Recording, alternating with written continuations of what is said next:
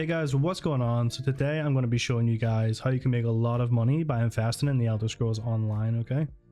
So essentially what we're going to be doing is taking the money you already have, hopefully from doing a couple of other money making methods or from just saving up over time, and just using that money that's otherwise just sitting in your inventory to make you more profits in the background. So investing is really easy, it's really straightforward, and it makes you money whenever you don't really have to even be logged on the game for a long period of time.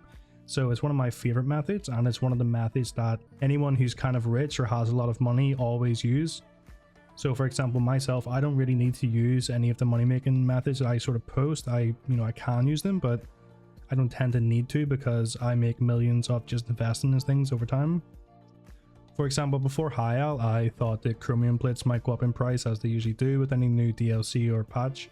So essentially what I did is I bought around 400 of these chromium plates for in and around 75k. They're currently selling for 90k.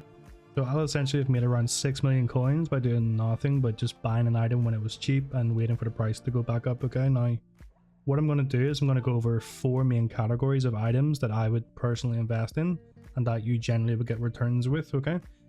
So I'm going to do that now. It doesn't necessarily matter how much money you have. I would never leave yourself with less than like 100, 200k for like general needs like potions or foods or whatever. But if you have like an extra couple of 100k even sitting, or especially if you have millions in the bank, you might as well be doing this because this is going to just substantially increase your money over time and reduce your need to actually farm for money in the future.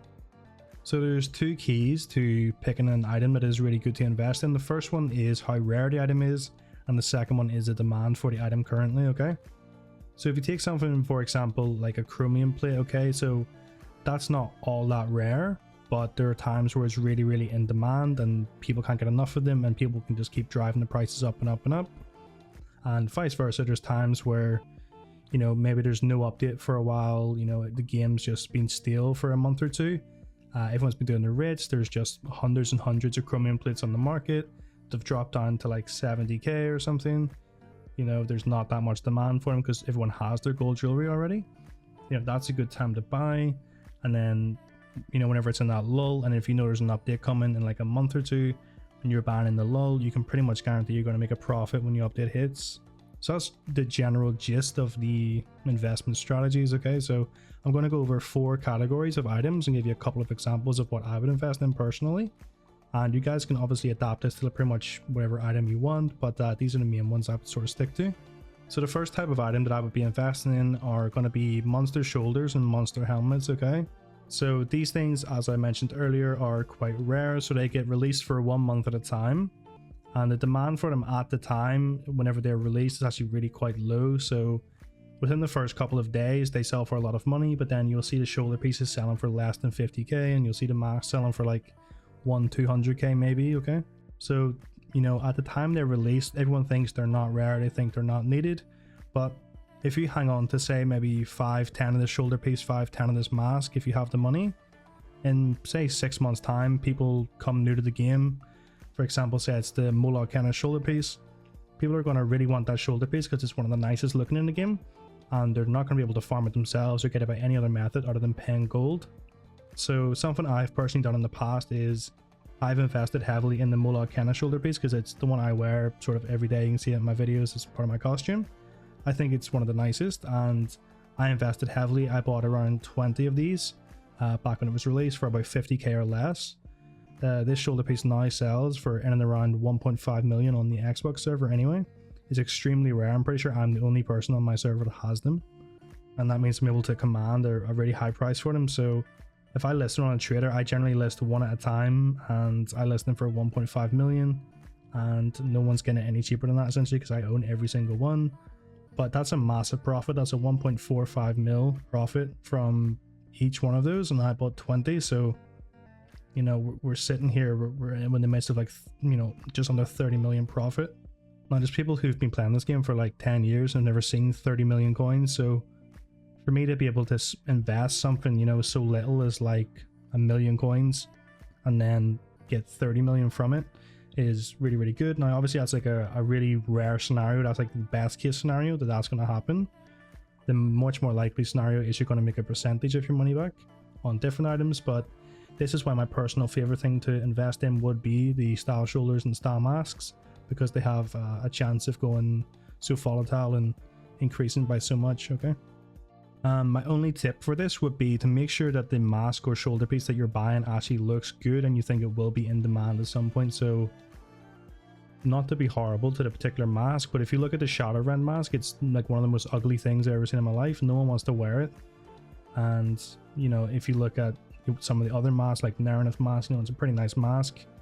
It looks good, it could go with a costume, but if you look at the Shadowrend one, it's like there's no costume that goes with it. This looks really ugly. So just keep that in mind when you're buying. It's sort of, it is fashion at the end of the day. So kind of the rarity and demand is going to be driven by the look of the item. So try and have a good judge of fashion when you're doing this particular method. So the second thing that I would look at would be the golden vendor jewelry. Okay, so again, in the past, I've actually used this particular method. So I've actually bought a lot of Mother Sorrow jewelry in the past, both necklaces and the rings. Generally, you can buy these for in and around 70k or just around that whenever the item is in the golden vendor during that weekend. Again, this is something you can invest as much as you want in or as little as you want in, okay? But again, if you get something like Mother Sorrow, Spriggans, Necropotence, you know, these like core sets that everyone kind of uses for different variations of builds all the time. If you get something for say 70k there, and you can then wait a couple of months till everyone's finished selling theirs for their 5k or 10k profit each. You can wait a couple of months, keep it in a box, just forget about it, and do what I've done with the Mother Sorrow jewelry. So I've been currently selling them for around 140k each, which is doubling my money on every single piece. Now I did have around 200 Mother Sorrow rings. I only have 30 left, so I have already made quite a lot of money on this. So I know from experience that this works. But yeah, this is one of the best things you can do, is just buying the jewelry, putting it in a box somewhere, like a storage coffer or whatever, put it in your bank, just forget about it. And then one day you'll just be pleasantly surprised when you check the price and it's worth, you know, 150, 200k. But again, the advice there is only buy staple golden vendor sets, okay? Make sure it's something that's really high in demand, using a lot of builds, or something that's very, very good, okay? And make sure it's tradable. So a few of these golden vendor rewards aren't tradable, they're like dungeon sets, so be really careful on what you're buying. Make sure it's a tradable set and that it's something that's really popularly used. So the next thing I would be investing in would be items from the luxury furnishing vendor, okay? So essentially from there you can get a lot of really rare furnishings that are only available for one weekend at a time, and it's actually quite rare that the same item comes into the luxury vendor again in the game, because you know we constantly release new things in the luxury vendor and there's rarely a duplicate rotation, okay? So for example, if you get something someone really wants, like a particular lighting item, or you know a particular flower, or a particular like stained glass windows, a really popular one, you can make a lot of money on those. You know, like sometimes items will go in the store for 20k each, you'll buy them, wait a few months, you're selling them for 100, 200k each, just because no one can get them unless they buy them on a trader, and you're one of the only people with the supply, okay? So again, just my tip for this one is buy stuff that looks really good, things that are a lighting item or something that you know is in demand, okay? I would kind of stay clear of just generic little random items. Okay, so the next group of items we're going to be looking at are going to be materials, okay? So in general, materials sort of tend to go up and down in price over periods of time. So what you want to be doing essentially is just gauging when everything is in a decline, whenever it's sort of bottoming out. You want to buy quite a lot of things in there. So we'll use example chromium grains. So when it's about 2 months before a new DLC comes out or a new like good set comes out, chromium grains are going to be pretty much at the lowest price, essentially because it's going to have been a couple of months since the last update or the last DLC, and everyone's going to have already created their gold jewelry, so the demand for platings is going to be down. People are going to still be doing the writs, they're still going to be farming materials, so there's going to be more platings on the market, and in order to sell them you have to sell cheaper than the other person, so price declines. So if you buy in the decline, like roughly 2 months, maybe a month before the new DLC or patch hits, what you can essentially do is more or less guarantee yourself a profit on those chromium plates.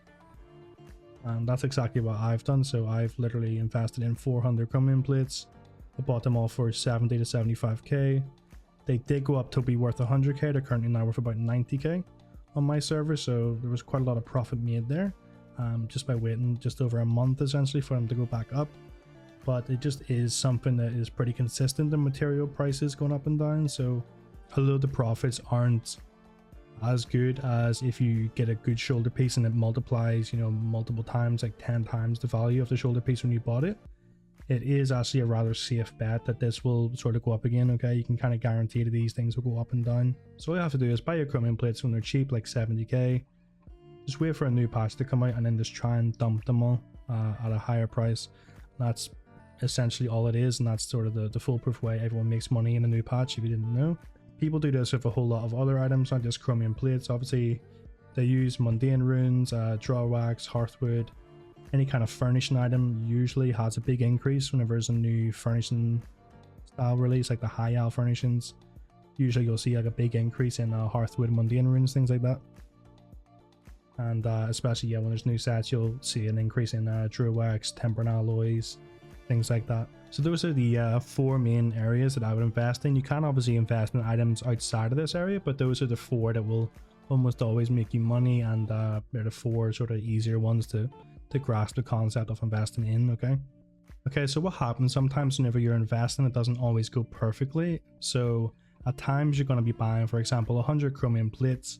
They're going to go down in price the next week from maybe 70k down to 60k, and you're going to panic a little bit. So instead of selling there and panicking and taking a loss, what you want to do is essentially any money you have still left over, you know, you want to then go buy some chromium plates that are worth 60k. And then your average spend, say if you bought 100 at 60k and you bought the 100 at 70k, your average buy price is 65k now. So if the price of chromium grains goes back to 70k where you originally bought, you're still making a 5k profit on every plate. And example is if it goes beyond 70, you know, you're making more money on more plates as well. So it's not always the end of the world if it goes down. It can just be like a good buying opportunity. That's also why I would never put more than like 50% of my current holdings into the single one investment. So I would never put 100% of my money into chromium grains, just because if they do drop in price, I want to be able to buy some more. So something I find really helpful for investing, and you guys probably already have these, and if you don't, they're good to get. Okay, so it's just going to be the storage coffers and a banker. Okay, so you want to extend your bank as much as you can to have 500 slots in it, so you can just store whatever random stuff you've bought. Like if you've bought, you know, something like shoulder motifs or something stackable, it's not that bad. But if you've went out and bought a lot of jewelry, or you've went out and bought a lot of unstackable items, you're going to need these storage boxes and you're going to need bank space. Okay, so just look into getting these so you can tuck things away and forget about it. And just look at extending your bank, so again you can tuck it in there and forget about it and not have it in your inventory constantly looking at it. But yeah, that's pretty much how investing works. That's how the majority of people make all their money. That's how I make most of my money, to be honest with you. Very rarely do I actually run across the beach farming clams unless it's for a video. I most of the time can make a lot more money per hour just simply throwing a lot of money at an investment and then playing the game whatever way I want, like play Tales of Trivia for 6 hours. So yeah, just do that. It frees you up to have a lot more free time whenever you get to the higher ends of investing as well. So it's a really good way to make money, and I would just advise you guys all to do it. You can start with any amount of money, but obviously the more you have, the more you make. Okay, so yeah, hopefully you guys enjoyed the video. If you did, remember to leave a like on it, subscribe for more content like this, and I will see you next time.